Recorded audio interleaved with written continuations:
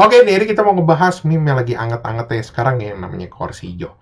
Tapi sebenarnya ini nggak cuma meme-nya doang yang hot, tau gak lo? Tapi dari segi topik tuh orang lagi pada ngomongin tuh kursi ijo kayak orang jualan kacang. Tapi sebenarnya apaan sih ini jadinya kursi ijo?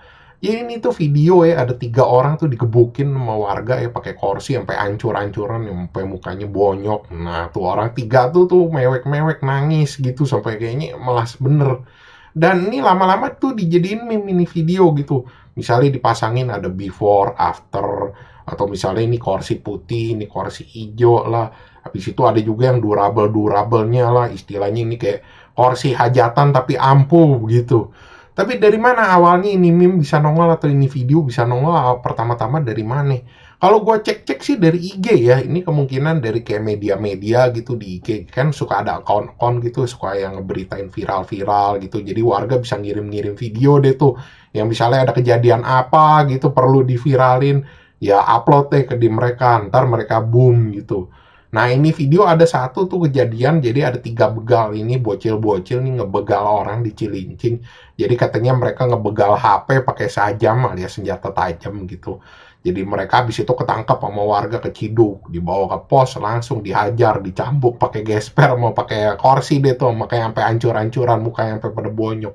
Tapi gue sih sayangin nih, ini kesian anjir, kenapa sih orang tuh bocil mesti digebukin gitu. Kalau gue bilang jangan digebukin, kesian. Gue bilang apalagi pakai kursi plastik sampai hancur.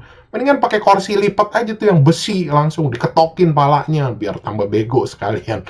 Jadi kalau gue bilang sih, gue bisa paham nih kenapa warga tuh bisa apa kayaknya kesannya marah gitu, netizen juga kayaknya kesel bener nih sama mereka nih begal-begal atau gangster gitu.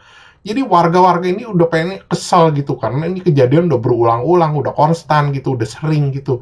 Dan mereka nggak bisa apa-apain, jadi mereka tuh udah enek tuh yang namanya sama gangster gitu, geng motor, begal gitu.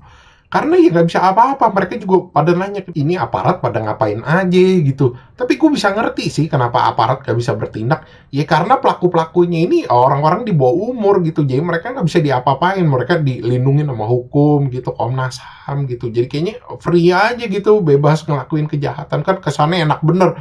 Udah kayaknya ngerampok begitu, bebas gitu. Makanya kalau gue bilang, udah mendingan kasih aja warga gitu. Jadi mereka warga udah berkeliaran kayak Batman gitu. Jadi langsung main hakim gitu. Jadi kan kesannya kalau mereka kayaknya dilindungin hukum enak banget gitu. Udah ngelakuin kejahatan, bebas boleh ngapain aja gitu. Dilindunginnya sama pasal-pasal gitu. Mendingan udah warga kasih aja gitu. Jadi seenggaknya mereka juga takut gitu, mikir 2 kali. Sekarang ada Batman nih di jalanan gitu. Tapi kalau gue pikir-pikir ini untung aja ya kejadiannya tuh di Cilincing. Coba lu di Senen sama di Kuitang lu udah jadi barbecue, lu udah jadi bebek panggang. Lu tahu sendiri warga-warga di Senen sama Kuitang tuh bawaannya udah geretan tuh sama bensin gitu. Lu bisa pulang-pulang tuh udah kagak jadi orang, lu udah pulang nama doang. Dan orang-orang pada nanya nih konteks ini kursi hijau atau meme kursi hijau sebenarnya apaan sih? Kalau gua cek-cek sih sebenarnya kayak buat ngatain nih. Jadi videonya itu meme-meme ini kayak buat ngatain nih gangster-gangster, begal gitu. Ini yang kayak kesannya garang begitu, kayaknya kesannya galak begitu.